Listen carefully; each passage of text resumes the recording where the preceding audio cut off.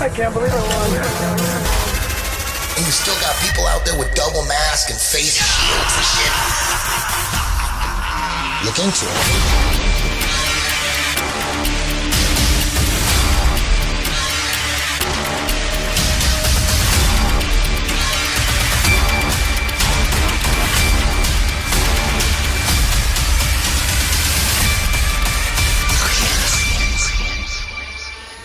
You can tell it's real because it looks so fake. Hello and welcome to another episode of Look Into It. Tonight, we're going deep into politics and all kind of end of the world scenarios with the host of London Real. Please welcome my good friend, Brian Rose. What's up, Brian? What's up, Eddie? It's great to see you, man. It's been a long time, man. I checked our... it's like 12 years ago or something like that. I did your show. Yeah, I came to Venice Beach in like September 2012 when I was going to be on Rogan, and we shot an episode, and that was my first in-person Eddie Bravo experience, and it was amazing. What kind of dumb shit did I say back then, man? Dude, you walked in the hotel room and you said, "You guys got any weed?" And I felt so bad not to have any. I was like, "No, I don't." And you knocked down 2 Red Bulls and you blasted out this amazing episode. And at the end you said, "That's the first time I've ever done that without having weed." And, and yeah, so it was amazing, man. Really, really had a good time. And then you came to London, I think a year later, and we did another one. So that's right. Yeah. I forgot about that one. Yeah. And now look at you. You're huge now, man. Your show looks so top shelf. You're getting incredible guests. You had Dr. Malone. You had David Icke. You've had David Icke a couple times, right? We've had him a lot of times. I think I've had him 11 times in the course of maybe 5 years. And during lockdown, me and him were breaking the internet all over the world. You know, that was the thing people were watching to try to find some answers. So I got world famous / infamous during that, 60-day period from March to May in 2020. They went after you? Because you're in the UK now, right? Isn't it harder to say what you think in the UK? A little bit harder? I mean, it was global, Eddie. I mean, I had never been censored in 9 years of London Real. I had crazy guests on, controversial guests on, but it wasn't until April 6th of 2020, I had Icke in the studio. It was the second largest YouTube live stream in the world. 65,000 concurrent people were watching us. We went deep into masks, distancing, PCR tests, and then Icke goes all the way. So he's going into cabals and all this crazy stuff. Eddie, based on the numbers of the live stream, it was 4 times bigger than my previous Icke episode, which had 10 million views. That video podcast would have been the most watched in history because Rogan Musk, where he smoked weed, was about 30 million at the time. This was going to go on to 40 million plus. And I was like, oh my God, this is crazy. We got out of the studio and 30 minutes later, YouTube bans the video for the first time in my 9-year career. And I was like, what the hell is going on? I thought the weirdos got censored until it happens to you. And then we had this massive public fight with YouTube and all the other social platforms as they deplatformed me, shadow banned me, took me off, and then they all came after me. It was crazy. Well, welcome to the club. I know. Seriously. Why do you think I'm on Rokfin? I can say whatever I want. YouTube, I play the game. YouTube's just all business, and I'm not going to get too crazy on YouTube. They've captured that. Okay, I won't say shit on YouTube, but on Rokfin, man, I'll say whatever the fuck I want, and I love it. The freedom here is amazing. Now let's go back. Like you're in the UK now. You live there. Were you born in the UK, or No. What are you doing there? Yeah, so I'm from San Diego. So grew up there. 18 years, I was kind of the dorky science kid, so I wasn't necessarily surfing there. And then when I turned 18, I went to Boston. I went to MIT, got an engineering degree, then went to Wall Street and found my way over to London, for the financial industry. So that's why I came here originally. Been here 20 years now, got my citizenship and everything. So I've got American passport, British passport, but I've been here now for a while. Did you think about leaving during the scamdemic? No, man. No. I mean, this is my town, man. This is my town, and I wasn't going anywhere, quite frankly. I'll assume you didn't get jabbed, right? I haven't got jabbed. Nope. Didn't get jabbed. That's good to hear. That's good to hear. Most of our battles were in 2020. Like when most people were too scared to even come into their studios to broadcast, let alone, get censored. And we were here. I didn't miss a day of work in 2020 during the entire lockdown. We actually dialed up our frequency of broadcasting. So that was my time. At the end of that year, I ran to be mayor of London, and I did that for 7 months. So that took me into mid 21. And then a lot of other people came in later, started talking about stuff from like 21 to 22, like Malone, and passed the torch kind of on to them. But at 2020 was when we had our prime, like fighting on the front lines moments. It was pretty intense. So born and raised in San Diego, went to Boston, went to MIT, got a degree in engineering, correct? Yeah, correct. And then moved to the UK to get involved in the financial industry. And then how did you transition into doing your own show? Like what was the thought process behind that? And what was the goal initially? So I was turning 40 and I had made a ton of money over here, like millions and millions. And I found myself like in the dope, 2-floor bachelor pad. And I had no family and I was like drinking myself to death. And I was like, I got to do something different. Like the money is not buying me happiness. I thought my whole life, Eddie, money would buy me happiness. And it wasn't. And the only thing I enjoyed doing back then was listening to the Rogan podcast. This is before he was even on YouTube. He was on Vimeo back in the day, if you remember. I mean, you remember. You were there on the sofa with him in the early Ustream days. And I used to listen to that thing. I was training jiu-jitsu and I was watching the UFC early on. So I knew about it before most people did. And I was really connected. I remember those Aubrey Marcus episodes where he's talking about ayahuasca and the Graham Hancock early ones. And then I was really enjoying that. I took a meditation course and then I quit my job. And about 6 months later, I started London Real. And if you look at those early days, it's split screen in 3, just like the old Rogan episodes. Yeah. We didn't edit. I was literally like, I was doing the same thing here. And everyone thought I was insane, because podcasting in the UK, we're like 5 years behind the States. So nobody knew what I was doing. Are you the biggest podcast in the UK? I don't know what that means, biggest. I mean, probably like the most notorious. Most notorious. Probably not. No, is it who else in England has the balls to say what you're saying? I mean, probably not. I mean, these days everybody wants to be uncensored, like Piers Morgan, but like nobody probably with the history of the guests and what we do, all that kind of thing. But we do our thing. I'm not necessarily trying to get the most views and the most this and that, because then you kind of become something you don't want to be. Yeah. But we have kind of a global brand of people that know us. Some people hate us. Some people love us. It's the whole range, man. It's been quite a journey. We're coming up on 12 years now in October. What was your red pill moment? When did you realize? What did you realize that? Oh shit! Mainstream media, mainstream information is fake. Well, when I started the show, our tagline was putting the BBC out of business. That was my tagline, right? And some people got offended, which is weird because we were this tiny little podcast. But it was my dig at mainstream media by thinking like, what the hell are we watching this nonsense for? It's also a double-edged joke, Eddie, because in Britain, you have to pay a TV license or you go to jail. And the TV license funds the BBC, so it's basically state-run propaganda that you have to pay for as a citizen, which, when they came after me after that broadcast, it just made it even worse.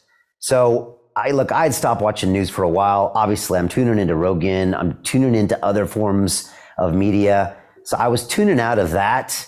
And then when I started having guests on London Real, man, we started having all these conversations you just couldn't find anywhere. So yeah, I was already doubting a lot of that stuff, but it wasn't until 2020 where I really got a dose of censorship, all the other nonsense going on. Yeah, once they come after you and once they lie about you, did they lie about you in the press? Oh yeah. Vice came after me. That's the thing that killed me because, remember when Vice used to be cool, right? Yeah. Remember when Vice was kind of on our side? They were kind of the guerrilla guys in the field. Yeah. And then they write a slam piece on me. And I just was like, come on, guys, really? You guys are worse than the BBC.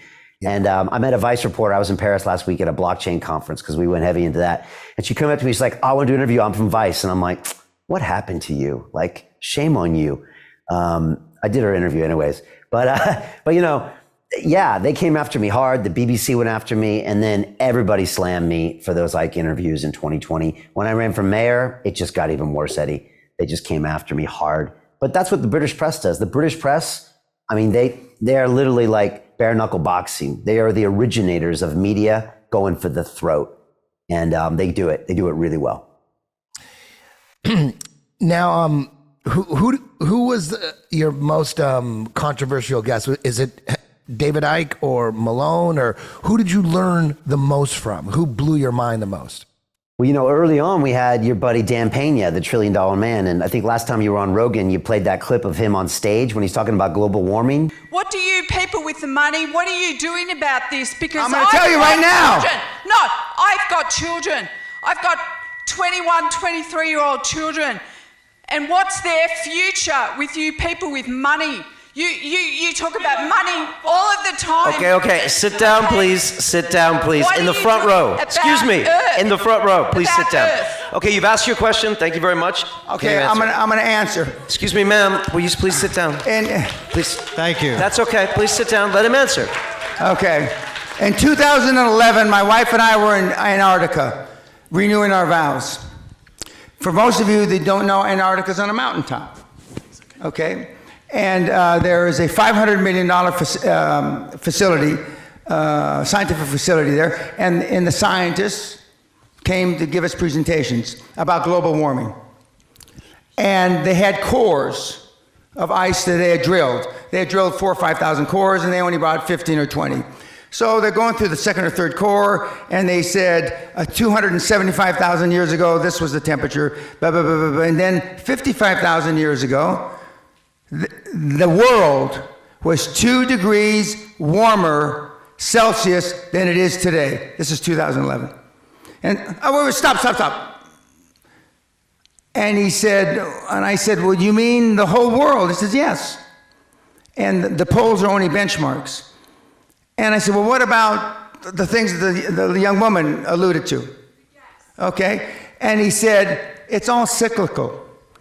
And although the gas may have exacerbated it, in the cosmos of time, it's not a fart in the wind.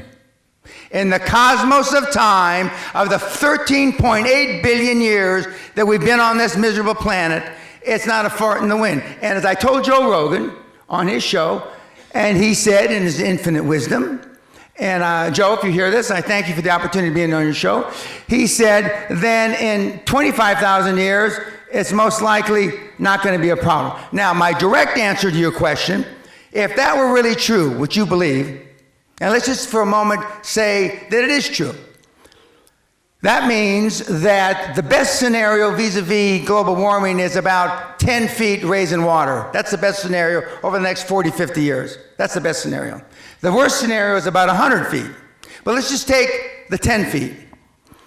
If the water on the planet is going to rise up 10 feet, that means the southern part of the United States is gone. England is gone. Most of Europe is gone. And I can go, most of Central America is gone. Okay.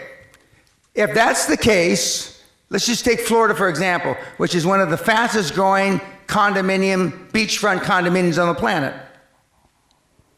In the prospectus, when you invest, there should be, in the footnotes, if global warming is for real, they won't put it that way, global warming happens and water rises 10 feet, this investment you made is fuck all. Not one single investment prospectus written since 2000, this century, has alluded to global warming. Not one motherfucker. If it were really true, the banks wouldn't invest. The banks wouldn't finance. Not one motherfucking condominium. So the people that have the money, and I'm jealous of the Vice President, Gore, which Sally and I rode on a plane from South America with a few years ago. I am jealous he came up with a scam before I did. Because the financial institutions, the banks of this world know it's not going to happen. Otherwise, you couldn't get a goddamn loan in London. You know those 30, 40-year mortgages? The world will be over by then. Is Barclays Bank going to give you a motherfucking loan? With the greatest respect, ma'am, it's the greatest fraud that's been perpetrated on mankind this century. Yes, that guy. So that guy was on my show in 2014, and he credits me with basically making him famous on the internet. I always tell him I'm going to go to hell for that because, because of what he's like. So he came on my show in 14. He invited me up to his castle in Scotland, and I did the whole high performance castle thing with him. I could tell you stories about Pena. And then I had him on a bunch of times, and he was one of the big guests because you know what he's like. He comes on politically incorrect, gives it to you straight. Everybody stops me on the street and they love Pena, because Eddie, he's like your grandpa. He's like that grandpa that we all had or wish we had, who just gives it to you straight. He doesn't give a fuck. And he was one of those big guests early on. Dorian Yates, the bodybuilder, came on. He's a British guy, was 6-time Mr. Olympia. Yeah. He came on early on our show and he blew up. We were like kind of making these people stars on YouTube because no one ever heard their stories before. And we were the only one doing these long form conversations. So we blew up Ido Portal, the movement guy. We blew up a bunch of these people over the years. And then Pena, I made a documentary film about him, and he was on, and he's on stage because I just premiered my film about Dan Pena. It's feature length. It's called The $50 Billion Man. We were at this theater in London, this really swanky theater. We played the movie for everybody. I did a fireside chat with him on stage. And that's when that moment happened where that woman was asking him that question and he just went off on her. Yeah, I love that. I was right next to him. I thought there was going to be a riot in there. I mean, there was tension in there. There was really angry people in there. Pro Pena, anti Pena. People walked out. It was crazy that night. Tell me a little bit about him. I don't know anything about him. How the hell did he end up with a castle? Oh man, Pena, you just can't make up the stories about Pena. So, one of Pena's mentees had been on my show like a year earlier. And so we were on Pena's radar and he was emailing me, say, I want to be on your show. But for me, Eddie, I was running away from all the money in the city. I thought money was bad, right? So if you see me in those early shows, I'm wearing G-Star Raw trousers and skateboard t-shirts. I got the fucking Fu Manchu. I'm like anti-bank guy. Yeah. And so Pena's this guy, he calls himself the $50 billion man because he has created that much net worth for other people. He's now called the $1 trillion man. So that's gone up.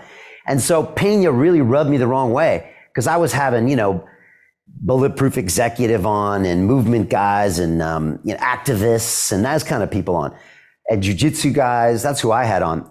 But finally, you know what it's like as a podcast host, like you run out of guests. So finally one week I was like, oh hell, just come on. And so he rolls up in a 3-piece suit.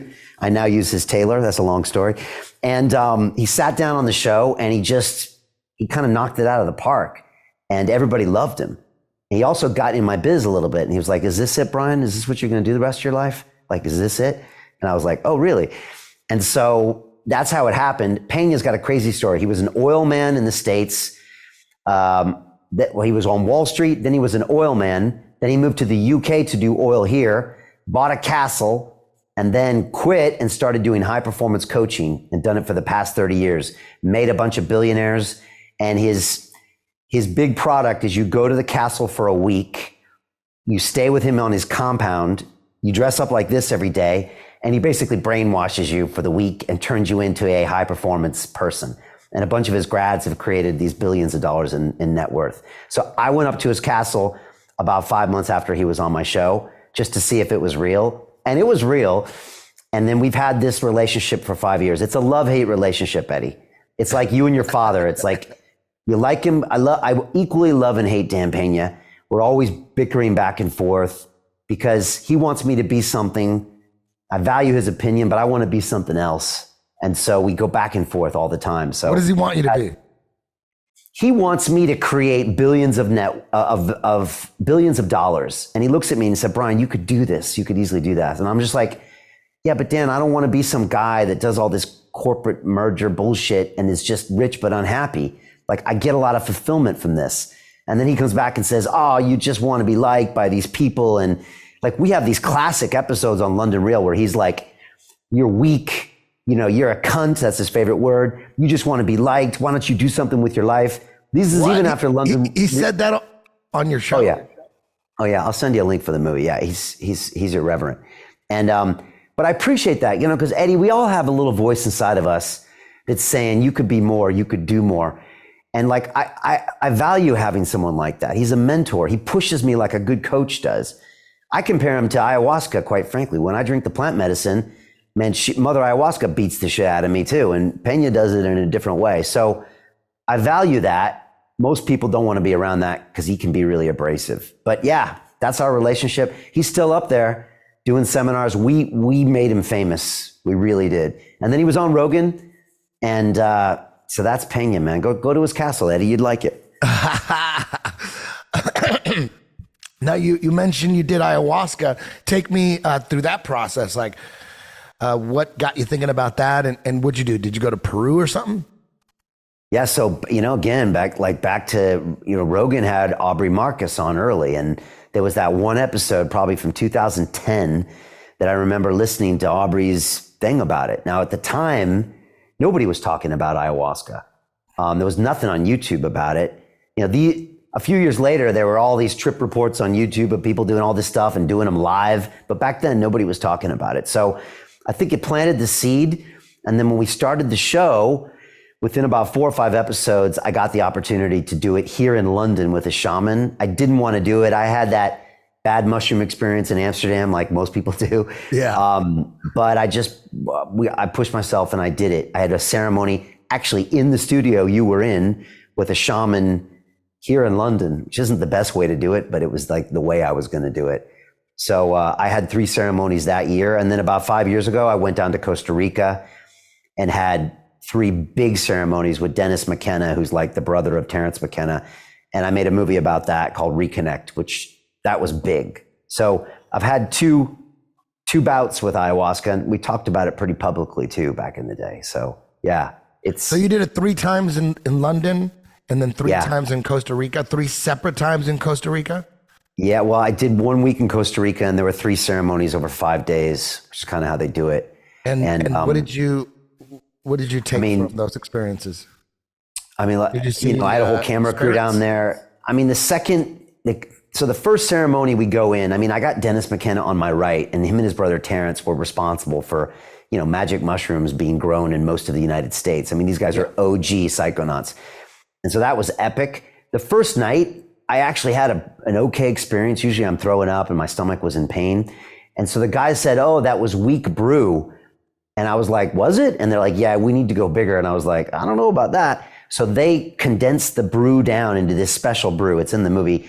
And the second ceremony I drank, and it was the single most profound experience of my whole life. It was extremely challenging. I must have been dissolved and died what felt like hundreds of times.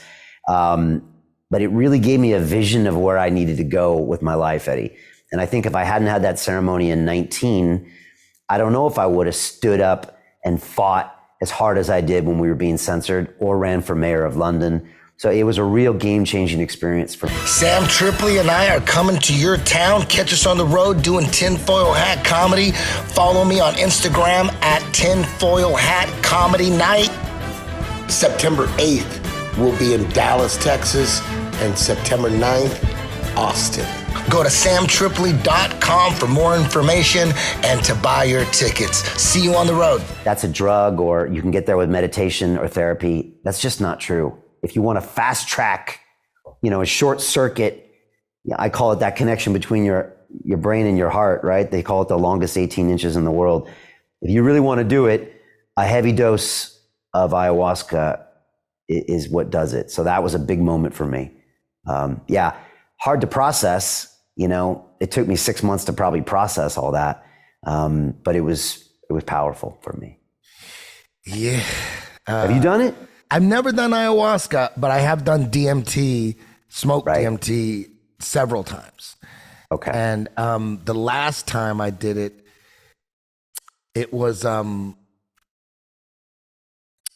got the feeling like I went through like the same shit, the same journey as the other time. It's like you see the same characters almost. It's like I went through and I did the same thing, and I felt like I was just going through the motions, if you could understand that. And I felt like whatever intelligent force was behind that, or spiritual force, it was saying to me, you already got the picture. You don't need to be doing this shit no more. Go live your life. You know, like, I don't know. I just felt like they were telling me you don't need to do this shit no more. So I have no desire to do ayahuasca or DMT. I felt like I seen enough. Like I think who knows what it's all about, but I think it's important to do it I don't even know how to explain it, but it's like a confirmation that there is some higher, there's a creator. There's someone's creating this shit that I'm seeing. I'm not creating this in my head. I can't even draw. I mean, I could barely draw stick figures, and the stuff that I'm seeing, that's not in my head. That's like I'm plugged. I'm seeing something else. Like, you know, when you do 5 grams of mushrooms, it's the same thing. You close your eyes and instantly, the instant you close your eyes, if you're on 5 grams and you're in a dark room, you see the most amazing stuff, and it's bright. It's not dark. You close your eyes, it's immediately it's waiting for you. As soon as it doesn't, like, you don't close your eyes and then it dissolves into like geometric patterns and stuff. Like if you're really high on weed, you close your eyes and it'll in time, within like 30 seconds or a minute, you start seeing things. But on 5 grams of mushrooms, boom, as soon as you close your eyes, it's right there. And I'm not creating that. I'm just plugged into something. I mean, just like you said, people say, it's in your head. It's you know, it's melting your brain or whatever. You know, you're hallucinating. Nah, man, I'm plugged into something that's already there, that without the mushrooms or the DMT, I think it's impossible to see it. Just like you said, you need some help, you know, and it's just plants, right? I mean, it's, you know, I had a bunch of professors from Imperial College in London, and they've studied this with these, you know, NMRI scans where they literally inject people with psilocybin. So like they kind of know what's going on with the brain. People like Professor Robin Carhart Harris, Professor Nutt, and they'll just tell you what's happening. But yeah, I mean, it gets us in touch with a knowledge base that our ego does a great job of ignoring most of the time. It channels you in, for me, taps me into some powerful carnal human knowledge. And yeah, I've smoked DMT as well.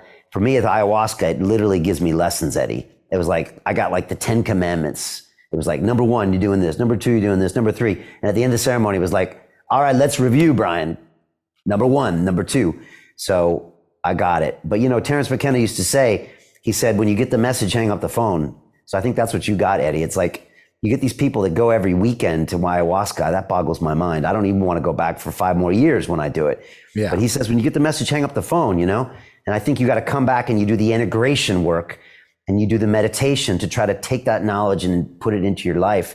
That's the hardest part, man, because I came back with all these visions, Eddie, of what the show was going to be, what my life was going to be, what my family was going to be. And everyone's like, what are you talking about? And then the world doesn't move how you want to move, and you get frustrated, and then you try to find some common ground. And maybe a year later you look and you're like, okay, my life is slowly like an oil tanker, maybe moving that direction. But I definitely need to go back. It's been 5 years. I think I need to go back, Eddie, but I always need a push, you know? I always need a push to go. We were making a movie last time and Dennis McKenna invited me. That's the only reason I went. So, but yeah, plant medicines, man, they've been helpful for me. Definitely. What guest haven't you had on that you want? Who would you like to have on? You know, Eddie, when I started, I had a whole dream list of guests because it kind of validated me by the guests. I think that's how we all start with podcasting. It's like, oh, if I can get them on, then I'm big, or this, or I don't know. I had that mentality. And after like 8 years, I had less of that.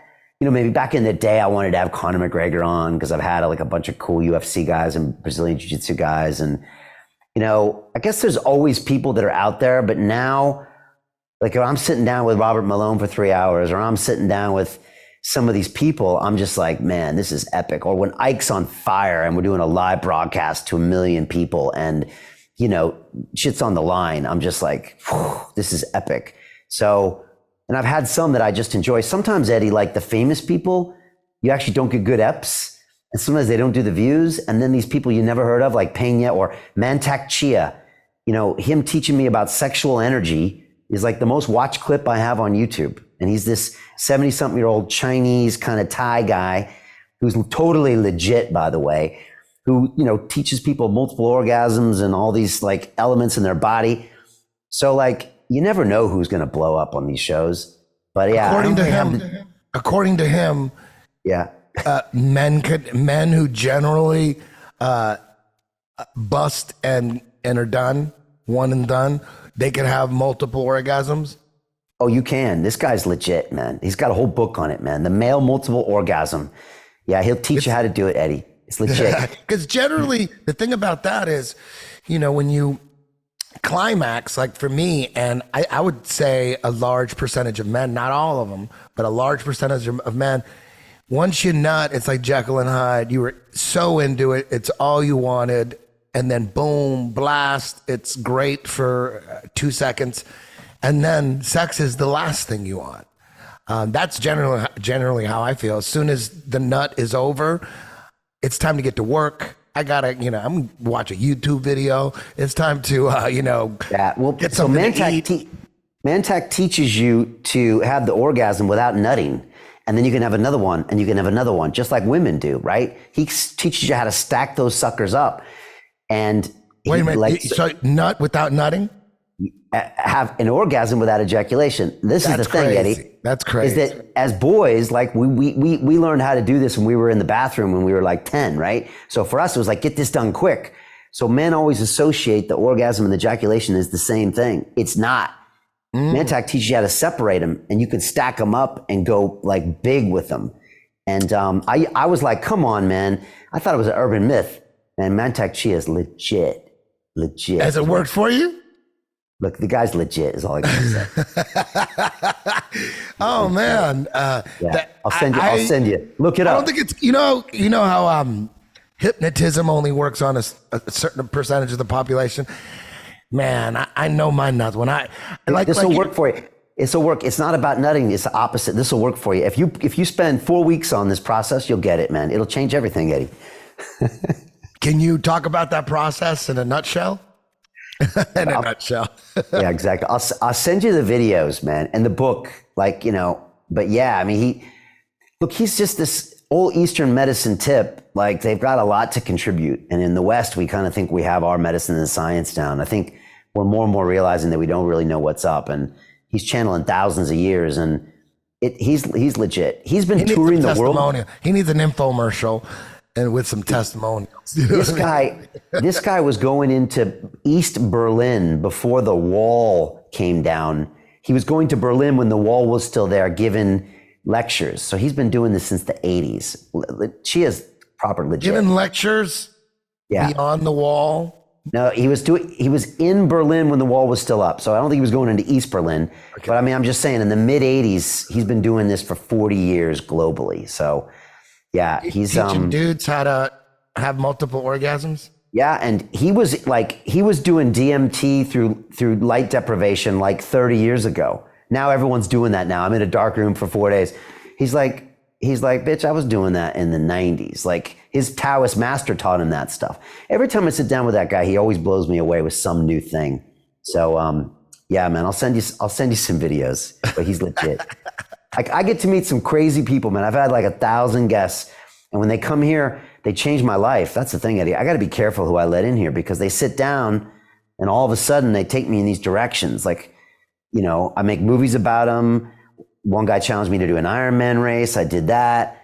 You know, I'll do this. I'll go to Pena's castle, and then like my whole life changes. So it's weird, man. It's like the Truman Show. Yeah. Now you're going to get into flat Earth because you had me on. Oh my gosh. Yeah. Dude, man, I just want to say, I really appreciate everything you do, Eddie. It's just amazing watching you, man. And like everything, man. Just want to say, I mean, I've trained at 10th Planet in LA back in the day. I had your book, The Rubber Guard, even before we started the podcast. And then watched your whole thing, watched you compete against Hoyler again. It was just really appreciate everything you bring to the table, man. It's always amazing. Thank you. I appreciate that. You, do you, obviously now you doubt most stuff coming from the mainstream, correct? I mean, basically you just watch CNN or BBC and you're like, okay, I'm on the other, whatever they're saying, I'm on the other side, right? Is it almost like that? So right now we're making a documentary film about what happened to me in 2020. And so we're piecing it together, Eddie, and it's going to be massive. But I'm watching myself on March 18th of 2020 when they were just starting to maybe talk about lockdown over here. I had Ike in. And if you watch that first episode, I'm like, I haven't been pilled yet. I'm like, I'm going to take the vaccine. I'm going to do what the government says. I think it's a natural occurring virus. And Ike's looking at me like, okay, whatever, buddy. So I was like, I was the typical person. Yeah. But by the next episode with Ike on April 6th, I've completely changed because I've started talking to people. I had Robert F. Kennedy Jr. on a week before that. And I'm like, Robert, I come from MIT. I know how vaccines work. I know they work. And he's like, do you, Brian? Do you know about the act from 1986 that absolves them from all liability? Do you know about the polio vaccine? Do you know about the smallpox vaccine? He starts dropping science. And this is a Kennedy, right? And I'm listening to him and I'm like, man, maybe I was blinded by science as an engineer. So I start looking into it and interviewing all these doctors behind the scenes. And that flipped me, Eddie. I really started to learn that so much of what I've been taught and assumed was just not true and not based on evidence. And so you could see me completely change my mind to where now I'm like, is there a virus? Is the PCR test even telling us anything? What are these masks doing? And then I'm getting censored by big technology and all this stuff's happening. And I'm just like, yeah, then I started to really question everything. So there's three basic theories on the origins of this scamdemic, right? It came from a bat or some kind of animal, like pangolin, I think they say. We were talking about Wuhan, by the way, in April 20, I just want to say. So everybody that came a little bit later, we were talking about that. And if you mentioned it then, they were going to put you in a padded room. But Ike was talking about that. What? That early. And that movie Plandemic, we streamed it on our channels. That was in July, August of that year where they talked about it. So yeah, I've been entertaining that for a while. So they say it came from an animal, bat, right? Some people, pangolin. Wet market, yeah. Snake or whatever. And then the second theory is lab leak. Oh, some evil scientist leaked it somehow from a lab that was created like gain of function style. Yeah. And then the third theory is it's just the flu. So they're just hijacking the flu and there is nothing that's spreading. It's just the flu. And right. Now they call the flu, initially it was called coronavirus. And then after some time they said, now it's COVID-19, no more corona, it's COVID. They switched the name, didn't switch the PCR test, they switched the name. So using the same test as the flu, you know what I mean? So what do you think? You think it's lab leak, animal, or they just hijacked the flu? I'm Eddie Bravo, founder of 10th Planet Jiu-Jitsu with over 150 schools and over 30,000 soldiers worldwide. Music has always been my deepest passion. Without that musical journey that I took, I probably wouldn't be here right now. I can't tell my music story without having my musical partner my whole life and best friend, Mr. James Watson. I said, I want to be in a band no matter what. Oh, well, there it is. I got to move to Los Angeles. I said, I got to go to that place. If this California is supporting metal. Me and James just started making music.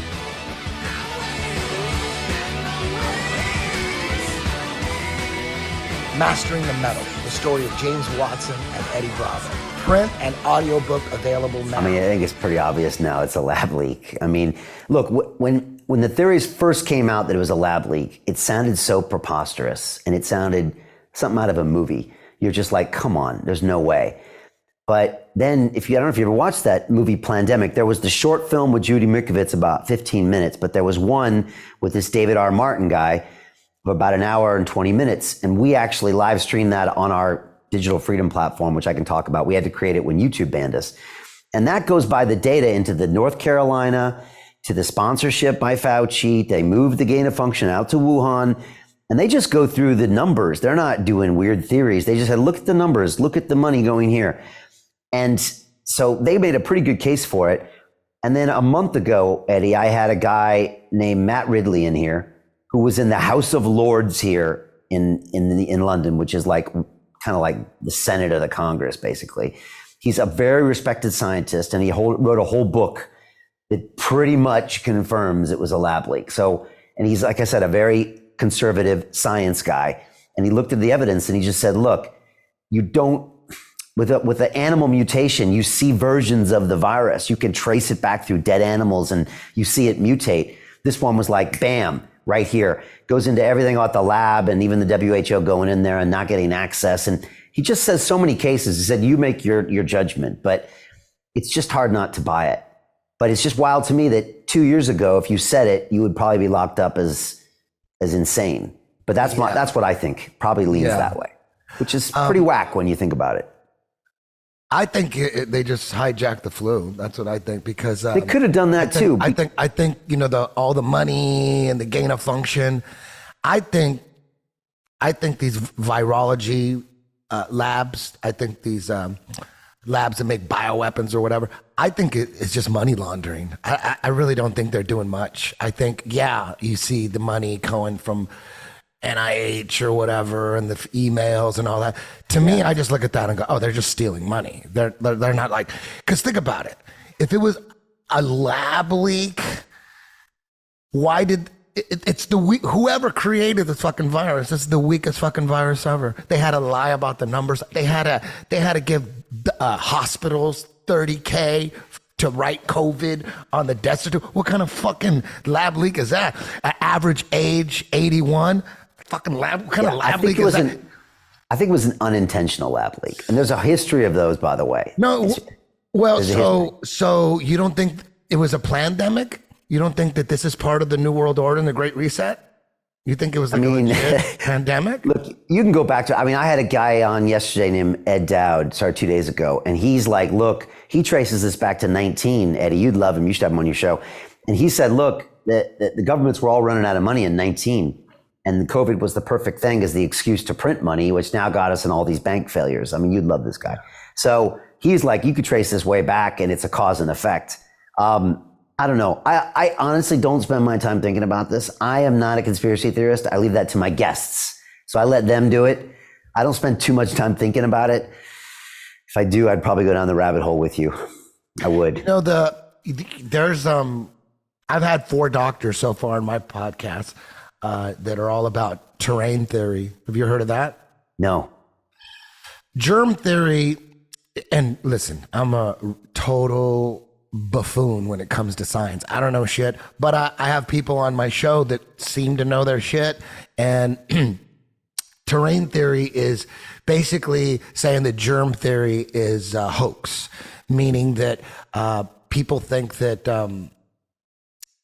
or we all think this, or we all thought it at least, that you get sick from someone else's mucus, or they're sick, they have a virus, they touch their nose, they touch something, and then you touch it, you touch your nose, and now that's how you get sick, by spreading germs and spreading viruses and all that. Well, terrain theory is basically saying that getting sick, like the flu or the cold, is just your body trying to get rid of toxins. Like, you don't have a disease. It's not a disease that's spread, and it's not contagion. It's your body trying to push out toxins.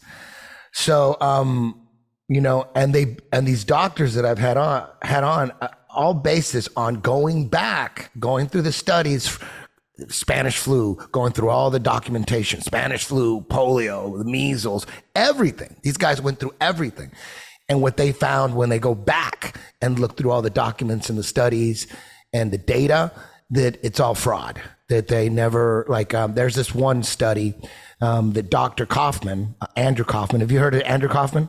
Yeah, we had him on back in 2020. He was like one of the first doctors we had on. Yeah, I mean, he's all about it. He's like, they never isolated any viruses, and it's I don't really know the details, but I have read the study that was back in the Spanish flu days, where they took 100 people with the Spanish flu, and then they took 100 prisoners. Maybe it was 50 or 100, something like that. I'm pretty sure it's 100. And they took prisoners that were healthy, and they say, listen, you want to made a deal with them, I guess. You want to get out of prison? Let us do a little experiment on you. So they took the mucus from 100 people with Spanish flu, the mucus, spit. They did everything you can imagine to try to spread the disease to these healthy people, these healthy prisoners. And they took mucus, shut it down, shoved it down their throats, breathing and spitting right next to me. And nobody got sick. Nobody got sick. And then they took blood. They go, you know what? Let's take the blood from the sick and inject it into the healthy and see what happens. Nobody got sick. I've seen the study too. Andrew Kaufman sent me the study. Apparently there's like 20 studies like this where they're trying to get people sick with mucus and all that, and nobody gets sick. So based on going back to all these studies and the origins of, the virus, because at first no one could see a virus. It was just a theory. And then, with electron microscopes or whatever, they're like, oh, now you could see it. But they're saying that's not what they're seeing. They're saying it's most of the stuff you see on virus is just CGI. It's just like space, just CGI. But interesting. I definitely want to check it out. I mean, look, the PCR test for me was always funny. And Ike called it out in the first episode. He said, look, the inventor of it said it's not for this purpose. And again, it was how much they amplified it. If they amplify the results by 30, you get to this range, but that's always a really arbitrary number. And so that test, I think it was always nonsense. But again, yeah, the inventor of the test, Kerry Mullis, he said himself, he goes, can't find viruses on this test. He's calling Fauci a complete idiot. It's on video. He's like, I'll debate Fauci any day. This guy doesn't know what he's talking about. He said Fauci doesn't know nothing about anything. Guys like Fauci get up there and start talking, he doesn't know anything really about anything. And I'd say that to his face. Nothing. The man thinks you can take a blood sample and stick it in an electron microscope, and if it's got a virus in there, you'll know it. He doesn't understand electron microscopy, and he doesn't understand medicine, and he should not be in a position like he's in. Most of those guys up there on the top are just total administrative people, and they don't know anything about what's going on at the bottom. He doesn't know anything. It's amazing what you can do to people. Like Malone called it 5th generation psychological warfare. I mean, the way that people were conditioned to this whole thing, it's whether it was intentional or not, it's an amazing case study of how you can take fear and some precedent, and then you start giving people these tests, and you put the numbers every day of the deaths, and they're not necessarily all real, and everybody just buys into this whole thing, and this pattern behavior. I've heard so many interesting theories. I mean, the first time we heard about this, we saw those people dropping dead in China. Most of that footage, I think we all realize, was BS now. But like either that was BS, BS, the people following, or they already had the vaccine and they were dropping from the vaccine. Could have been. But it conditioned all of us in a real subconscious way to set up those future patterns.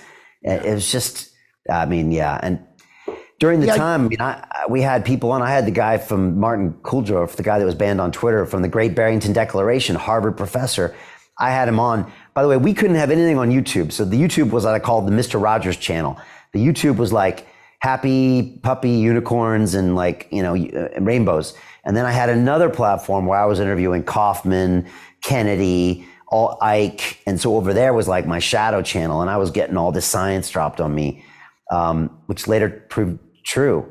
But at the time, nobody was hearing it. It was just, what people were saying, the masks and the distancing and the numbers and the press. And we were locked down here in London, and all these businesses were going out, and the cab drivers were suicidal. And it was just like, it was hard to watch. So, and then the vaccine coming in. If that virus if viruses are real, Andrew Kaufman said that they're not. And so Dr. Tom McCowan, I had him on my podcast as well. He said, it's all bullshit. Go back and do the research. It's another hoax. It's a way to control people.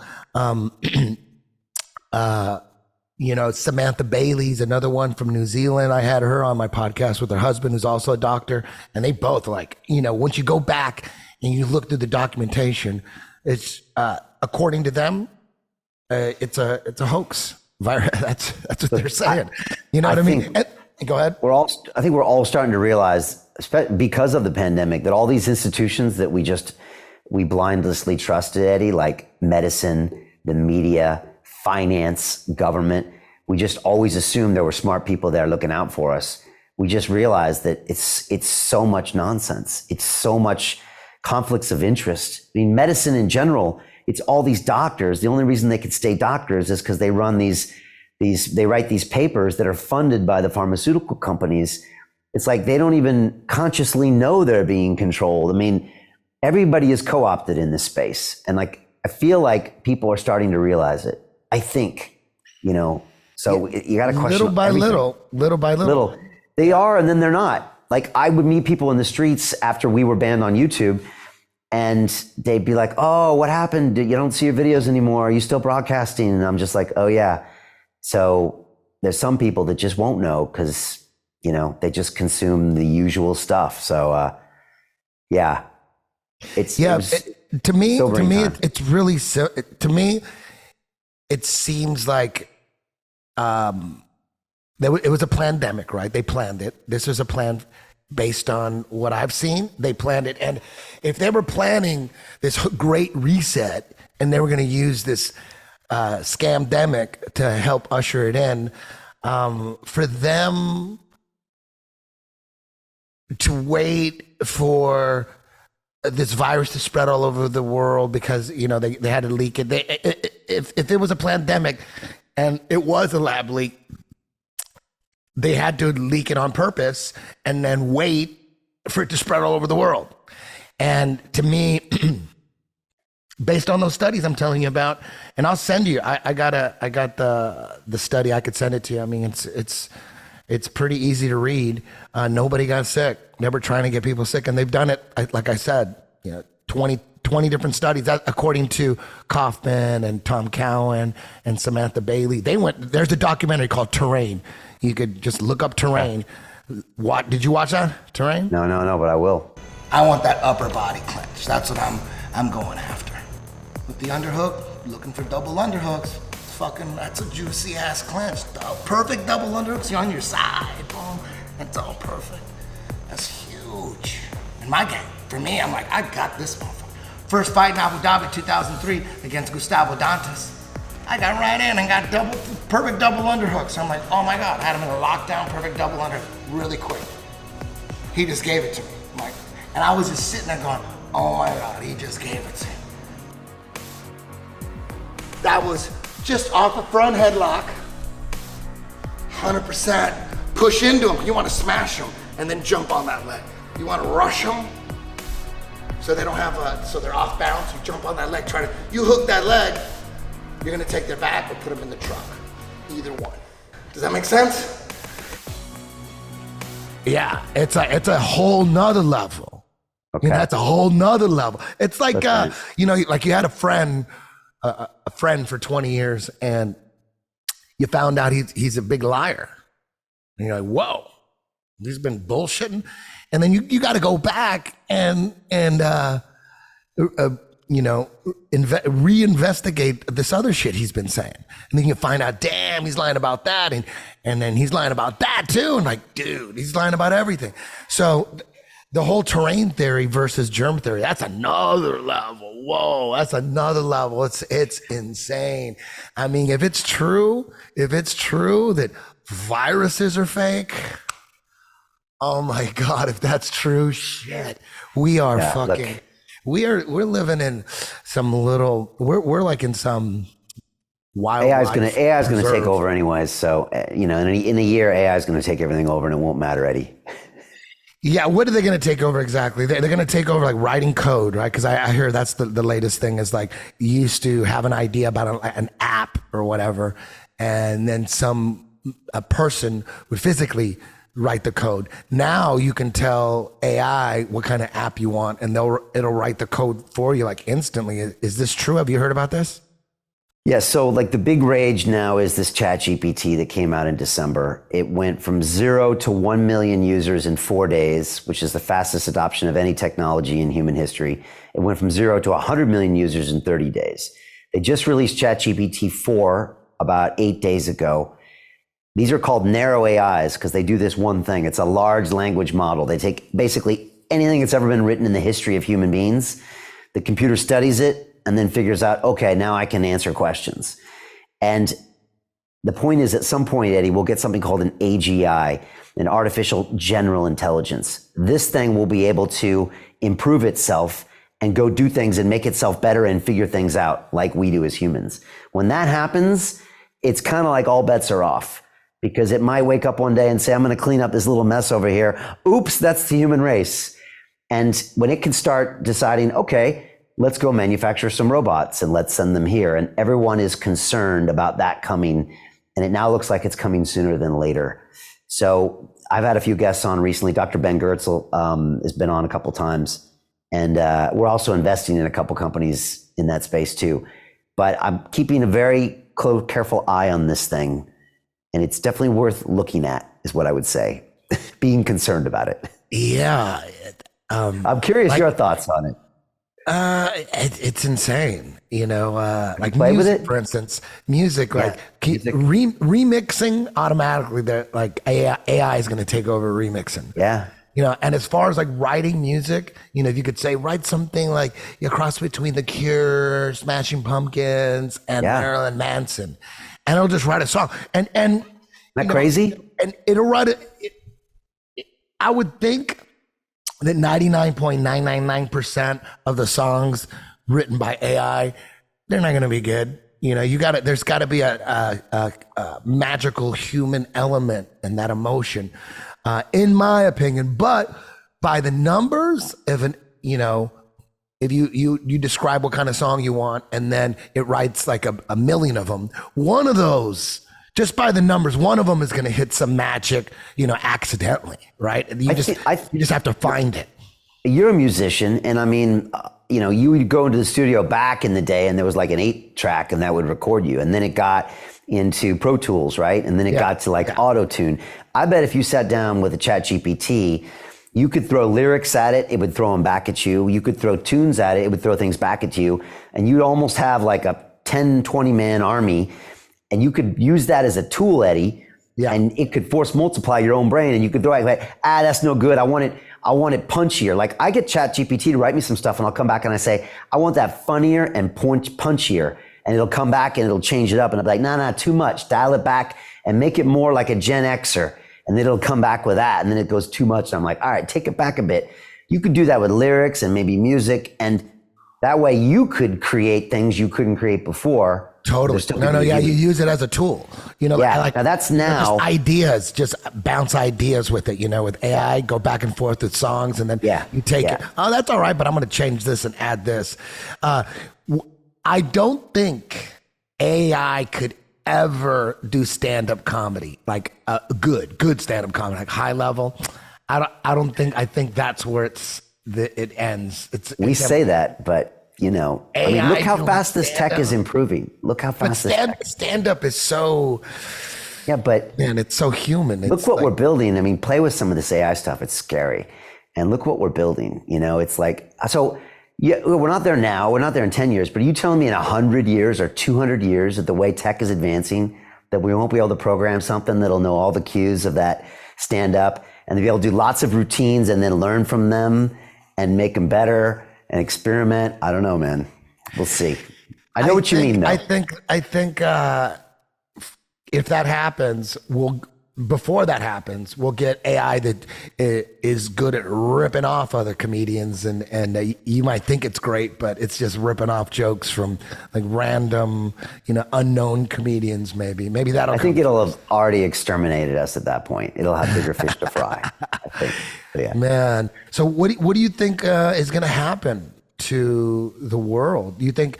To me, it's really simple. It's either the Great Reset or the Great Awakening is going to win. I mean, it seems like every day something happens to make you think that the Great Reset is going to eventually win. And then sometimes like, damn, the Great Awakening is actually happening. People are actually awakening now. But I don't know, man. I don't know. Maybe everything is just a distraction. And the controllers just have one thing in mind, let's just give them the whole transgender, let them fight about that. We'll have a couple fucking shootings over here. Let them argue about that. Gun control, they hate gun control. Let them get mad about gun control. But meanwhile, over here, they got the number one plan is either, I don't know, digital World Bank currency, I don't know, or I don't know. I mean, Yeah. what do you think? It's so hard to trust anybody. I'm a fan of Trump. I think if Trump is a trick, if Trump is really deep state, we're fucked. It's 100%. We have no shot because there's nobody else. Yeah. There's nobody else. There's nobody else except Trump that is trying to take the deep state down. He's the only one. So if that's a trick, if he's controlled opposition, there is no hope because there's nobody else. Who else is there? DeSantis. Yeah, you gotta play. There's nobody else somewhere. Yeah, England don't got nobody, right? England don't have like a legit politician fighting the deep state, right? Peña's running for office, but that's probably not going to happen. Look, you said a bunch of things there. Look, I think the whole COVID period woke a lot of people up, Eddie. I really think so. I mean, look, you've been talking about theories for decades. But most people were just like, yeah. I think when they saw COVID and now they look at the Twitter files and they look at some of the vax backlash, I think more people than ever are starting to question than they ever have before. I think that's good. The other thing that happened is, like, I was here in London, Eddie, and it was me and Ike was coming in and we were broadcasting with a skeleton crew here. And two dudes were like putting out messages that were like freaking the whole world out, right? Just like blowing people's minds. Everybody wanted to stop us. Nobody wanted us to talk.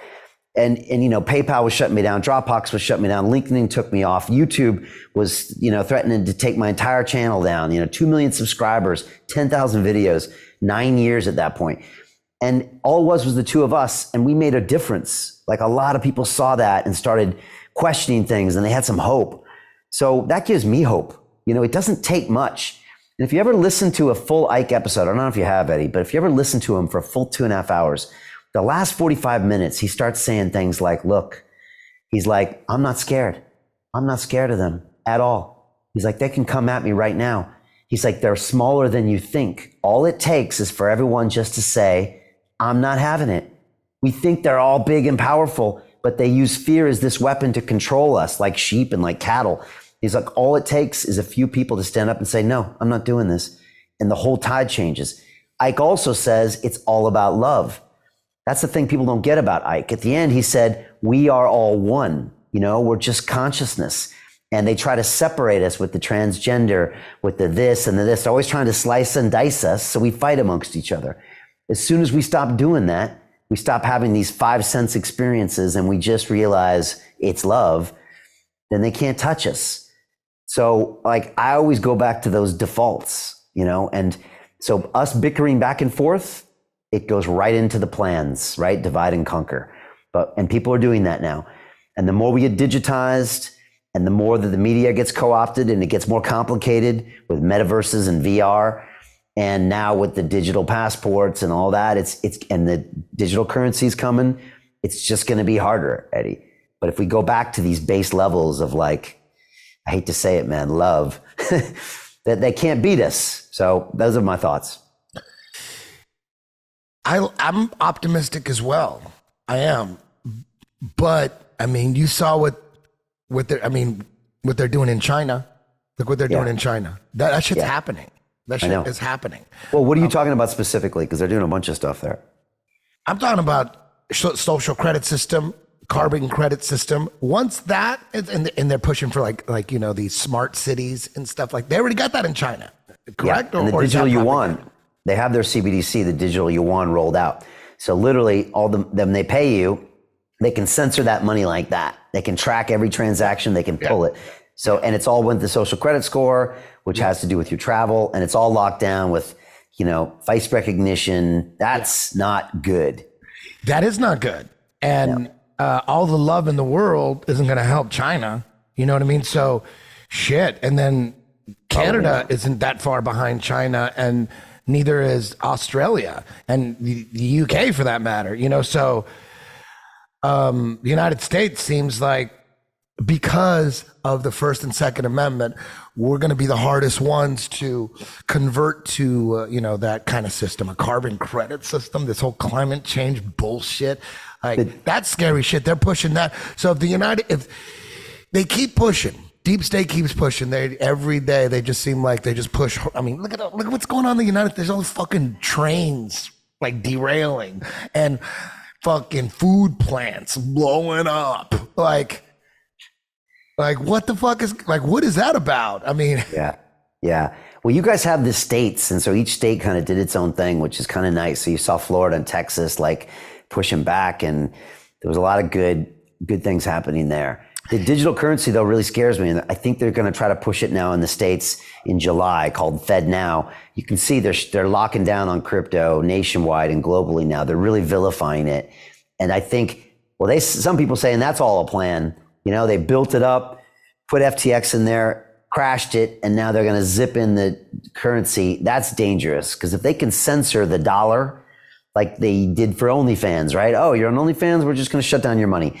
Like, what if Eddie Bravo says something bad on this channel and then they can just take away your money? Like, that's scary. Yeah, fuck that. Exactly. That's scary. But Love ain't going to help that. If they push it through, what are you going to do? If they push through the digital dollar and say, guess what? This is how it's working and we're paying you in this. It gets tricky. Yeah, so they can, that's what I was talking about. Maybe like all the transgender fighting and school shootings and all this random shit, fucking chickens not laying eggs and trains fucking falling over all over the place. Maybe that is all just to get people distracted, get people arguing about that. Meanwhile, they slowly institute the digital dollar, central bank style. It's all that. Once a central, I mean, I don't know shit about Bitcoin or none of that. I mean, I don't know how it works. But I never had Bitcoin or anything. Ray, I get paid in Ray. But other than that, I mean, I don't handle it. I got people to handle that. I don't know how it works. I don't know the difference between Bitcoin and FTX or XRP or Delirium or whatever the fuck that is. But I do see, when I see billboards in downtown LA where it says, giant billboards like crypto.com. Like, what is that? Is that just like that's an exchange like Coinbase? And yeah. If they're pushing that, then to me, it seems like the deep state, the controllers, they want crypto. For all your 10th Planet Jiu-Jitsu merchandise, please visit 10thplanetjj.com/shop. We also got a Look Into It t-shirt that just dropped. Thank you very much for your support. Well, Ike is against crypto. Ike is against crypto because he sees it going down this digital route. He doesn't like anything that. He's always against crypto. He's against AI. He's against Musk putting all the satellites in the sky because he sees it going into transhumanism, and he's against all that stuff. I get his point. I definitely get his point. The digital currencies are pretty scary because freedom of speech is one thing, Eddie, but when they take away your money, hell, speech is a luxury. If you really want to control someone, you mess with their money. And so that seems like it's the main thing that's going on, right? It really is. And so, look, these are interesting times. I mean, look, you guys are indicting Trump. I think a New York Times last night was like, Trump indicted. And I thought I could blink my eyes and it says Trump reelected, because that's, I think, what just happened with that. I think everyone now is rallying around him and they can see him as the one guy who can maybe fix this whole mess. I don't know. You're there. He's the only guy. people like yourself and like, that have awakened fully, like because of the scamdemic, you even said it yourself, like in April when you had David Icke on, that's when you really started to question everything, so once, especially when the mainstream media attacks you personally and you realize, oh shit, they could just fucking put a target on your back and just say anything and lie. Oh yeah. Like, it happened to Joe Rogan. Look what they did with Joe. They went after him. They went after like Alex Jones. They go after everybody, right? Yeah. So then you realize, oh shit, they're full of shit. I know for a fact now because now they're coming after me and nobody knows me better than me and they're full of shit. Oh my God, maybe these crazy conspiracy theorists were right about the fake news and all that stuff. So once you get to that point, then at some point you have to, not you personally, but just like people out there, once you got to go back and go, oh shit, what other lies did they tell me? Let's go back. These motherfuckers are lying about everything. So eventually you got to go back. Eventually, if you're doing this without any bias and you're trying to get to the bottom of what's really going on, if you awaken and you still have negative thoughts about Trump, like, oh, he's a Russian agent, he's a psychopath, he's fascist, he's gonna blow up the world, all that shit, you at some point you gotta go, damn, CNN was telling me all that shit, so maybe that's bullshit. Maybe like because people they're awakened and they still talk shit on Trump. Like, you just awakened, and do you see what they did to Trump? They fucking went after him with everything. The CIA went after him, the FBI went after him, DOJ, Hollywood, everybody. They gave him everything. They gave him Russian agent. They gave him racist. They gave him rapist. They fucking went. They went for the jugular on him over and over and over again. And what did he do? He came in and he unplugged everything, all their shit they were doing. He unplugged it, and then he said, "Later, you don't believe me about what's going on? I'm gonna let them steal the election, and then we're gonna walk through the fire for 4 years. It's the only way to do it. And then I'm gonna come back in 4 years, and then you're gonna see what's up." There was no way. Like, he had. What was that? Will he win? I don't know, but I think so. If he doesn't, then it's fucking over. I used to think that if he didn't win the re-election, that it was over. I go, if he doesn't win this re-election and Biden gets in, oh, we're done. Now looking back, I'm like, oh, Biden had to steal the election. He had to. If there's a counter to the New World Order, it had to go this way, because everybody was thinking, including myself, before Biden took over the White House, that man, we need some arrests. I mean, it's almost January 2020. We got they're gonna arrest him. They're gonna arrest everybody at the inauguration. Like everyone's like, there's no way Biden's gonna win. I mean, this is the plan. The plan, Trump is gonna fix everything. What's going on? There has to be these arrests. And then when there weren't these arrests, and when Biden did take office, everybody just jumped ship on, like, oh my God, there was no plan. We got duped. There was no plan. Everybody jumped ship. But looking back now, arresting all those fucking demons, if you would have arrested all of them, Pelosi, Schumer, Nadler, Schiff, Obama, Hillary, all of them, it wouldn't have done anything. They got fucking 100 demons waiting in line to take their spot. Look what happened to Andrew Cuomo. They thought, oh, we got to get rid of him. Like, what if we would have arrested Andrew Cuomo for what he did with the nursing homes? It wouldn't have done anything, because they would have put that witch they got in now. Like, they got demons waiting. So arresting these people isn't going to do shit. That's not what's important. You got to fix the whole system, the election process. Got to fix that. And if there really is a counter, if there really is, like, everybody knows there's a New World Order agenda. There's a Great Reset agenda. Everybody knows that. So the question is is there a counter? That's it. Either there is a counter or there isn't a counter. That's it. If there's no counter, we're on our way to China and we're just like watching some show or China. What's California like? I mean, you're there. What's it like? Is it crazy? Normal. No. Normal? No, it's totally normal. Okay. It was crazy when they instituted the vaccine passports to get into a fucking mall. When they finally did that in LA, I went to a mall, my mall, my local mall, and they asked me for my papers. Right away, I called my wife. I'm like, let's go to Florida. We're out this motherfucker because it's in now. It's in. And then I never thought they would take it out. Because as a crazy conspiracy theorist, listening to Alex Jones, the whole vaccine passport, that was all part of the plan. That was the goal, was the vaccine passport. Because through the vaccine passport, you get into social credit, you get into carbon credits. So you're surprised they took it out. What was that? You're surprised they took it out. That was the whole goal. Yeah. How the fuck? How did it fail? And my theory is I think I have a pretty good theory on why it failed, because that's what they wanted. Why did they drop it? But you're conditioned for it now. That's the thing. We're all conditioned for the QR codes, and we're conditioned for this. But they shouldn't have dropped it. It was already in. Why would they drop it? So Ike has his own things. I don't agree with everything he says, but he calls it the totalitarian tiptoe. They move forward and then they ease off a little. And then they move forward and then they ease off a little bit. That way you don't get massive pushback. So you take some liberties away, you give a few back, but now you've conditioned the brain. Next time they say, we have a lockdown, everyone knows what to do. They're like, oh yeah, I know what that is. We got to do this, this, this, and this. So that's his theory. And now that you've had the passport once. With the lockdown, I don't think it's going to work that way.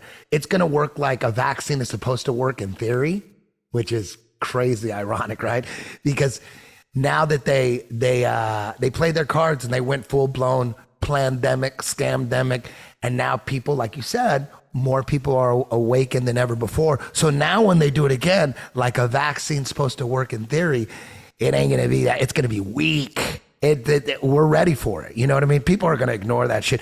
You already saw it, because when they lifted the mask mandate for airports, LAX was the only airport that said, fuck that. We're going to still require masks at LAX. So that LAX was the only airport that required masks. But I'm on a plane almost every weekend, and they had big fucking signs, gotta wear a mask, and every 5 minutes on the PA, put on your fucking mask. But nobody did. Fucking mask. And half the people did, half the people didn't. It was like 50-50. Okay. And you know what we found out? Just like you said earlier, like David Icke said, they're not that powerful. There was nobody to enforce it. Nobody's enforcing shit. Even you still have to wear a mask at LAX. Half the people wear it. Now I think it's like 20% of people wearing it. But nobody's enforcing shit. And it's on the PA, and there's signs everywhere. Wear your fucking mask. And no one gives a shit. So you can't enforce something that won't be popular. You just can't. Like, what are you going to do? Put half the people in jail? You don't have enough jails. You can take half the people out of the airport. The airlines go bankrupt. So that's the thing. We don't realize how powerful we are if we can move together and just say no. If you can really get people to say no. The problem is that there's fear, and then there's the carrot and the stick, and there's social credit, or I'll give you your job back if you get the jab. And then people just go along, and they go along, and then all of a sudden you get all these people to do crazy things. Yeah. But like you said, it doesn't take many people just to say no, and all of a sudden you could just turn the tide. So maybe people saw that. Maybe. But California, man, I don't know, man. I don't recognize that state. It seems like a pretty crazy place, but maybe I get the media bias of California. It's the same. Like if you were in a coma over the last 3 years, you would have never noticed anything. Are people ransacking stores and holding up parties with guns and stuff, or is that just normal anyways in California? There's more crime than before. Okay. But you just don't see it. You know what I mean? Like, where is it at? You see it on TV. Everywhere. You see it on TV. I mean, you see a lot of video. I think it kind of died down a little bit. I think maybe a year ago, there was more, I think it's not happening as much, or maybe it is, but they're just not airing it on social media or anything, but for a while there, it did seem like there was more, smash and grabs at the jewelry stores and stuff like that. But I think it slowed down, and it just seems like we're back to normal now, 100%. Those broad daylight smash and grab at the Apple store in like San Francisco is like, that's wild to watch because we never saw that back in the day, and it's just wild. And then we see it's like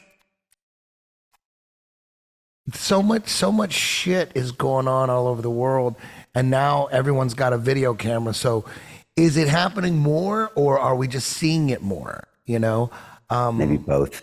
Yeah. Yeah. But I know. And in the future, there'll be deep fakes, and then you don't know if something's getting magnified on social media. So like, again, we're in an information war, an all out information war. And, you can control people with these little tidbits of information. You don't know if it's real. With the AI generated stuff in the future, you're just not going to know. So people have to be super aware. It's just going to get crazier. It's going to get crazier, What do you think about this Trump indictment? I mean, I think they just won the election.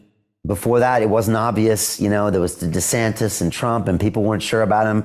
Now everybody is like, this is a wrong thing to do, and now they're rallying behind him. And like you said, now it feels like the system's broken, and there's only one guy that can put a monkey in the wrench of this system, and that's him.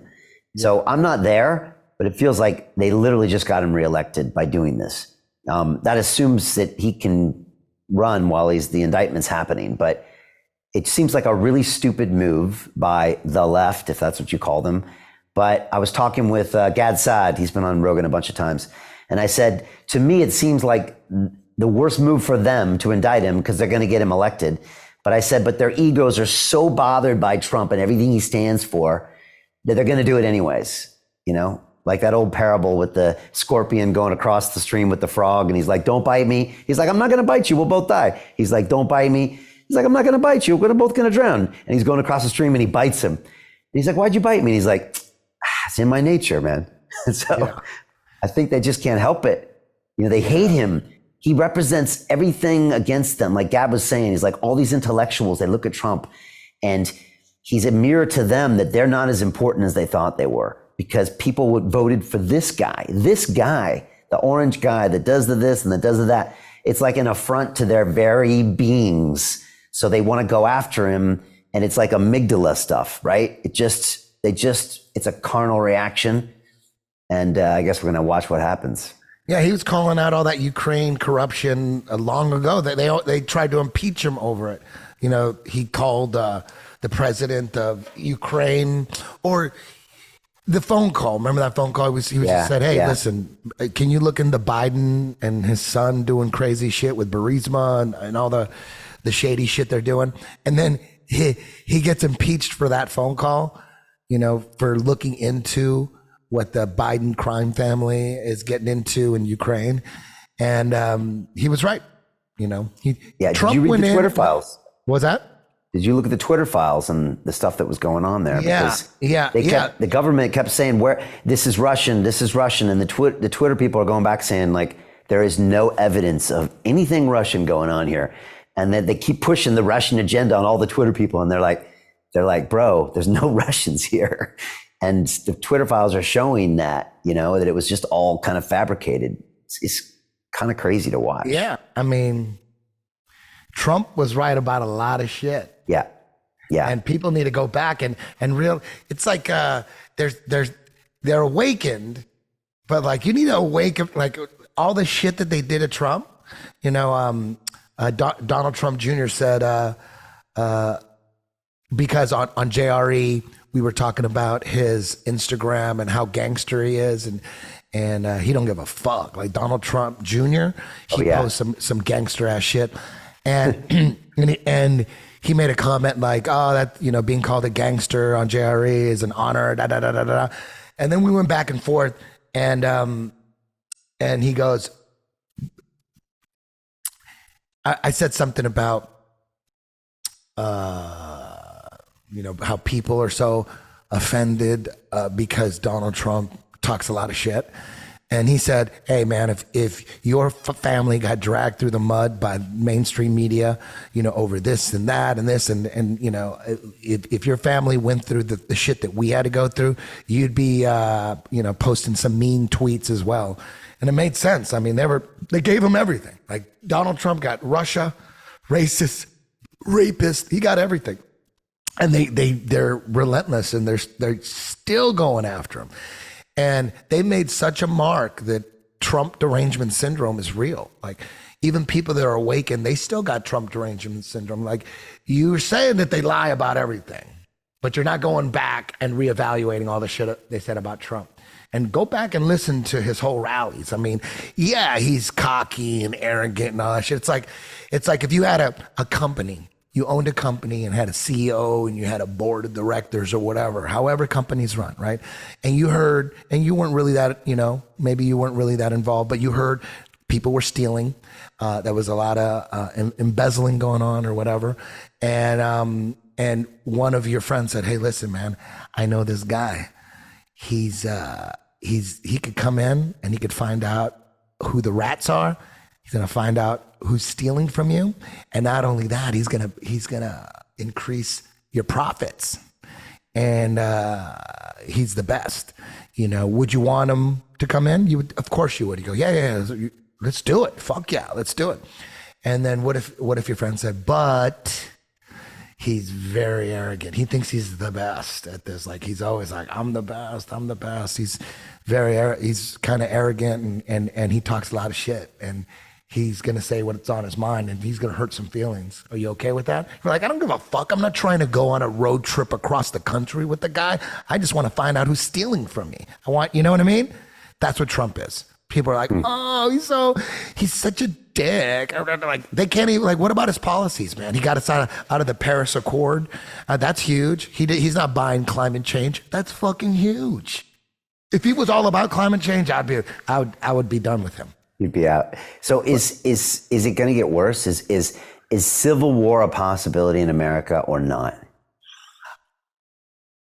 I don't think so. Like you said earlier, they're not as powerful as you might think. Because look, when Joe started waking up, like, because Joe wasn't really that political, man. If you go back in the timeline, he was not political. He was going along with all the other shit. He was like into watching kickboxing and the UFC and comedy. He wasn't really political, and he would talk about it and in a good way. Like, dude, I don't fucking pay attention to that bullshit. I don't pay attention to that. Like, I would argue, because we both didn't. We both didn't pay attention. You know why? Because George Bush Sr. and George Bush Jr., both Republicans. Those guys are the dark lords, right? And then Bill Clinton, another dark lord. And he, when you look into Mena, Arkansas, and Bill Clinton and CIA and cocaine and all that shit, you're like, oh my God, Republicans and Democrats, it's all WWE. So that's what we thought. Whether it was Clinton, the Bushes, it was all bullshit. So we didn't pay attention to daily politics. What we were into was like I said, watching documentaries on Mena, Arkansas, and the Clintons, and the Clinton Chronicles, and Iran Contra, JFK, 9/11 documentaries. I was fully into space back then too. Space, anything space. Science Channel, space. I had everything on space. Every DVD that you could imagine. BBC Universe, fucking Morgan Freeman, fucking, the Cosmos, Carl Sagan, all that shit. I was balls deep into space. I thought I was a space expert. I could hold down any conversation, any party about fucking neutron stars and super hypernovas. I was balls deep. I would watch documentaries over and over, documentary on the sun over and over again. And I loved watching documentaries that had CIA whistleblowers. I was fascinated by the CIA and how they worked and shit. But I never paid attention to politics and the presidential candidates and shit. It's all bullshit, Republican and Democrats. And then when Obama was running, damn, they had me thinking, even Joe too. I was thinking this because, again, we weren't paying attention. And, first black president, we're like, Joe said, people are saying he's legit, man. I go, fuck, you think so? Finally a legit president? Fuck, what? So we kind of like, is Obama legit? Shit, he might be. Fuck. And then really quick, you realize, oh shit, he's on the same fucking team. Oh man, they're just throwing in the black guy now to calm people down because of all the damage the Bushes did, hope, Obama's hope. And then you realize, oh, they're on the same fucking team. So then we really not paying attention. Nothing in no senators or fucking Congress. We didn't pay attention to none of that shit. We're just paying attention to the UFC, going to Vegas, and traveling all over the world, teaching seminars. It's like, politics is just, it's WWE. And then Trump gets in, and at first, Joe's like, dude, you heard that fucking Trump might be president? I'm like, what? Because I didn't know much about Trump at all. I never watched The Apprentice. All I knew about Trump is he helped Dana White out with the UFC when the Fertitta brother, when they first bought the UFC, they needed, the UFC was kind of canceled for a while. The UFC was canceled. Yeah. They got canceled. So it was hard to find venues, like legit venues. Like in Vegas was afraid to touch the UFC at that point because they were canceled. Like legit canceled. Yeah, legit metaphorically. Canceled. They were canceled. They got pulled off cable. They got John McCain, right? John McCain came out. They got their shit pulled. So the Fertitta trying to bring it back. So Donald Trump was the one who said, come to my fucking casino. So Donald Trump was cool. And he had like Mike Tyson fights. He's always begging like, supermodels and shit. He was on Howard Stern, but I didn't pay attention to him. To me, it was just some billionaire, hot shot, hot wives and all that shit. But I didn't think he was like presidential material. I didn't really know that much about him. And then when Joe said, dude, how fucked up shit is, Trump might actually win. He's getting a lot of support. I'm like, wow, I got to see, that's what happens. That's what happens. We're fucked. The political system is just garbage.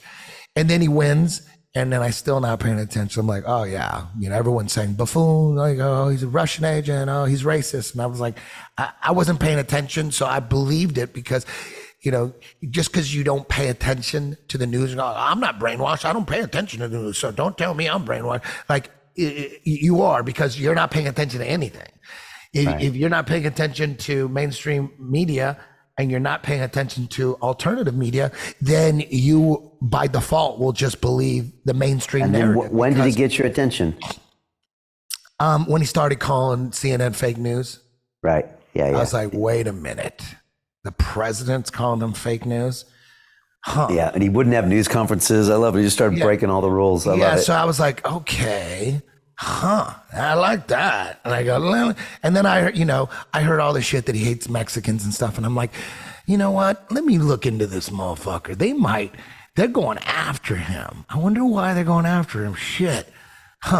So I wanted to find a clip where he was like talking shit on Mexicans. I'm like, where's this clip? And go, yeah, he hates Mexicans. I go, he hates Mexicans and he became president? He said something about you would not be able to be president if you said you hate Mexicans or you call Mexicans criminals. Or I go, but let me see this video. I want to see it.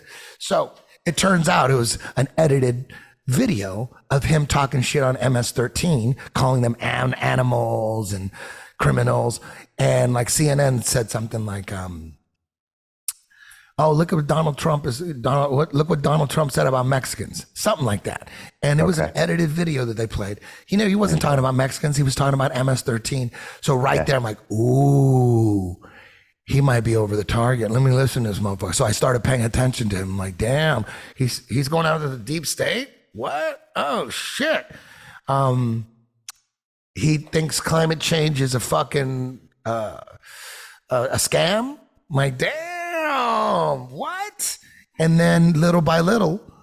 And Alex Jones was already, they say Alex helped get him elected, right? I mean, he was talking about Trump early on, wasn't he? Yeah, I guess. That's what Alex says I'm sure he did, but I don't know. By the time I got into him, he was already president. Okay, got it. So I didn't, while he was running, I didn't pay attention too much, although it's interesting and fun to watch the Republican primaries back in like 2016, because I wasn't even paying attention to that. But going back and watching it now, how him roasting Jeb the debates. Bush.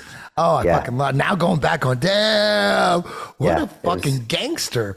So good, man. He could be playing good cop, bad cop. I don't know. But to think that all the hate that's directed towards him from the left, from the intelligence agencies, from Hollywood, from every like big tech, it seems like that's real. Like, are they faking all that? Is all this shit, this indictment, is it just to make it look like he's a martyr or whatever? It's real. It's got to be real, right? So if it's real and they're really going after him, that must mean he's doing something right. And if you listen to his whole rallies and his entire speeches, instead of like little clips that they take out of context, they can make anybody look fucking insane and like a buffoon. Listen to everything he's saying. And yes, he's super cocky and confident. He has to be. You know what I mean? He's the quarterback of this fucking counter of the New World Order. I want a confident, cocky motherfucker leading the front. So Ron Paul, in my opinion, is probably the most honest politician ever, but he would get smashed trying to take down the deep state. You know what I mean? You need someone like Donald Trump who don't give a fuck. And people love Donald. I mean, you see him at those rallies, and like middle America loves Donald. And so I think Chappelle said that one time. He's like, these people like. You see it in the black community too. It seems like the black community is getting behind Trump now. It seems like they're going, you know what? I think on the streets, you can't. There's propaganda don't work on the streets.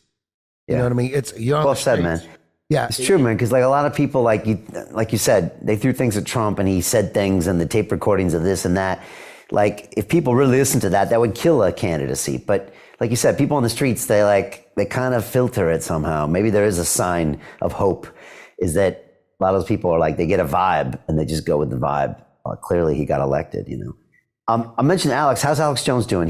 He had me on the show when everything was kicking off with me in 2020. And he was super supportive, and he was I was really happy to be on his show back in the day. love Alex. Yeah, I love him to death. I'm a huge fan. I know there's people out there that think, oh, he's a Zionist shill or whatever. I don't think so. I know him personally. I know he loves his family. I know he loves his son, Rex. He loves the shit out of him. I mean, it reminds me of me and my son. Him and Rex is like 22 or something. He's like hugging him and kissing him, and just like they love each other so much. And that's real. I'm right there. I'm like, Zionist shill? I don't know. He has so many different controversial guests on his show, and I know his staff. They're legit. They're nice people. I can't imagine him being a bad guy. He loves his country. He loves the First and Second Amendment more than anything, So I don't know, man. I think Alex Jones is a hero. I think a hero to most, and a lot of people, they got different things to say about him, but I love him. And whatever happened with that, he owes like $1 billion for saying what he said. Yeah, what's going on with that? Is that still happening? Did you watch that trial? That was kind of tricky to watch. But he's still broadcasting, right? He's still going. Oh yeah. See, that's the thing. That's what I was saying, is like they try to go after Joe. What happened? Joe he's stronger than ever. And he didn't but Joe's not backing down. He's fucking going forward. They thought they would silence him. They thought they would silence Alex Jones. They didn't. Anytime they go after Tucker Carlson, and, they go after people that are starting to spread the truth more and more. And guess what? It's not silencing anybody. People are they keep moving forward, and little by little, more mainstream celebrities or talk show hosts are waking up. Look at Russell Brand. Look at even Bill Maher. He's got like one eye open. You know, more and more people are starting to talk. A couple actresses came out and said, no more with this fucking vaccine shit. Little by little. And the more people wake up little by little, inch by inch, like you said, they can't stop us all. You know, they could stop one dude or two dudes talking shit, spreading the truth, but they can't stop 50 people that. And we're getting our tech back as well. I mean, Elon on Twitter has made a big difference. I mean, Rogan on Spotify made a big difference. He really did. I mean, that helped. But it was after he was on Spotify, I went ahead and had Ike back on, and I streamed him on our YouTube channel in January last year. And they let it ride. They pulled it about 6 months later, but they let it ride. And I think it's because the progress Joe made on Spotify, because Spotify was backing Joe. You know, they took some shows down, but they put a lot of them up there. I think that was one of the first big tech platforms that wasn't totally left, totally woke.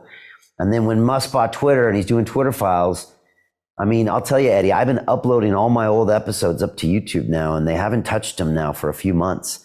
And I think YouTube is starting to think, wait a second, we can't play that hardcore stuff we were playing in 2021. Like, we better take it easy a little bit, because we're going to get Google files, or there's going to be a lawsuit. I mean, I had what did I have in here? This guy had doubt, and he said, Brian, he's like, people died. He's like, will there not be some trial? And will these executives not go to jail for not allowing true information to go out? I mean, like, there's some real stakes here.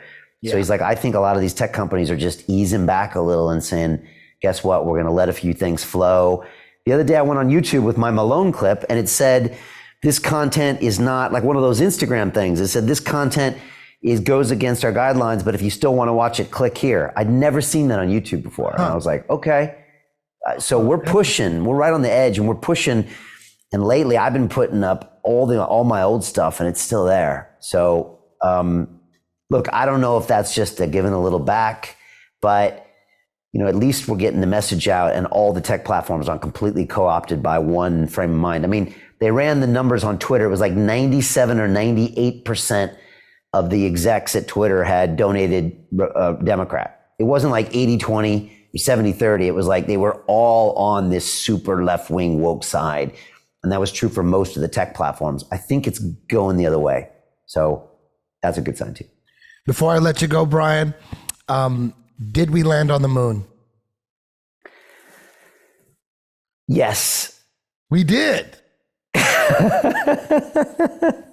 We did. Have you seen that clip of Don Pettit, the NASA spokesperson, saying that I would go back to the moon in a nanosecond, except we don't have the technology anymore. We destroyed the technology, and it's been a painful process to be put back together. Have you heard that? No. Oh, you haven't heard that? I'm going to send you a clip. No, but tell me the truth. Tell me the real answer, Eddie. Did we go to the moon? Hell no. Okay. Hell no. That's another COVID. Is that common? Am I just way behind the curve on this one? Yeah, it's pretty obvious we didn't go to the moon. Are the Chinese going there next year? They just announced that, right? They're all faking space shit. But I mean, now someone could legit go there now, right? No. Still not? No. You can't land on the moon. The moon is not like dirt or dust. It's a light. It's some kind of plasma. It's its own light. You know, one of the biggest myths out there is that the moonlight is the sun's light reflecting off it. That's not how light reflects off dirt or dust. What is it? It's bright as fuck. It's like it says in the Bible. Hey, I'm not a Bible thumper, but in the Bible it says the sun is the daylight and the moon is the night light. You look at the moon, that's giving out its own light. When there's clouds in front of the moon, you see the beam going through the cloud. That's not how reflected the light looks off dirt. What is the moon made of? Fucking a mirror? Is it made out of crystal? When those people, I've been lying to my sons. I've been lying to my two boys, is what you're telling me, Eddie. Yeah, I'm going to send you some clips on the moon, and we're going to get you on that first before we go flat Earth. Brian, thank you very, very much for taking time. I know you're a busy guy in UK. It's like fucking 2 a.m. out there or something. What time is it over there? 10? It's like 7:30 or 8 or something. But you didn't tell me, how's 10th Planet? How's your son? How's all that? 10th Planet is stronger than ever. My son's 11 now. He's balls deep in baseball. He's all about baseball and karate. He doesn't want to do jujitsu right now. I'll get him later, like when he's like 13 or 14. I'll give some wrestler kid $20 to take him down in front of his girlfriend and humiliate him. And then I'll get him. But he's been doing karate for 5 years. He's a striker. He loves push kick and side kick. So if my son wants to be a striker, that's cool, but I haven't given up on getting him into jiu-jitsu. But the main thing is that he's a martial artist. And the main thing is it's going to be hard to bully my son. He's a beast. He's a brown belt in karate and he's 11. Wow. Dude, that's awesome. And I always see you at all these 10th Planet. I see what they're doing. So, congrats on all that, man. It's amazing. They got 10th Planet in England. I got a bunch of them here, don't they? Hell yeah. Hell yeah. We got a bunch in England. Hey, I'll do your show. If you need a guest, emergency guest, and you don't have anybody else, I'll do your show. We'll talk about 10th Planet. We'll talk about jiu-jitsu and all that. Okay, deal. Thank you, Eddie. I appreciate you, man. Thank you, Brian. Love you, man. See ya. The Jiu-Jitsu Dojo is the ultimate training ground for life. Jiu-Jitsu will accelerate the evolution of your being, your consciousness, your soul. Through this amazing art, you will prove to yourself that you can master anything you set your mind to. Happy birthday, Eddie Bravo! I leave for Brazil tomorrow. Are you the Fear Factor guy? I'm like 6 pounds over. Time to sweat it out. Just imagine someone that has no idea how different your game is.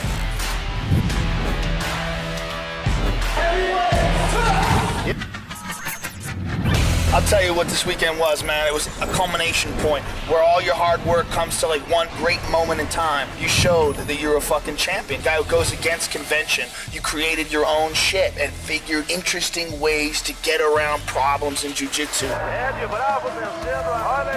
And shows you that great things are possible if you work hard, if you dedicate yourself, and you use your creativity, and you push through. Your own human potential just goes up. My 10th Planet Association has grown rapidly to over 70 academies worldwide, and their curriculums are all synced to 10th Planet headquarters located in downtown Los Angeles. I'm Eddie Bravo. I hope to see you on the mats. You can tell it's real because it looks so fake.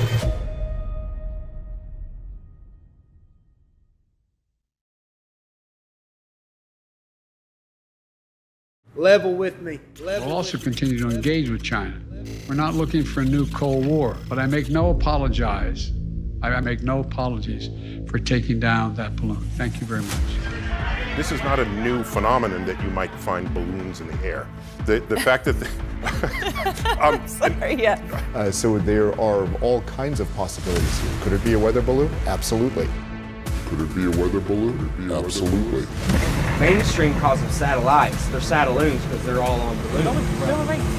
We're in public. There's no expectation of privacy. Why are we only told about this other idea of satellites? It's a well-kept secret that we have tons of huge balloons above us. You don't know about any of these satellites without the balloons? Space. It's the biggest psyop of all time. The Earth is not what NASA says it is.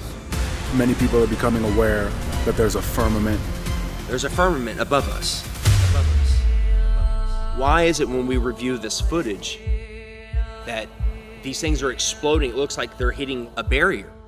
Houston, we have a problem. Yeah, the problem is you can't get past the firmament. Some of these rockets look like they're scraping across a watery firmament, kind of like a boat dragging something through the water.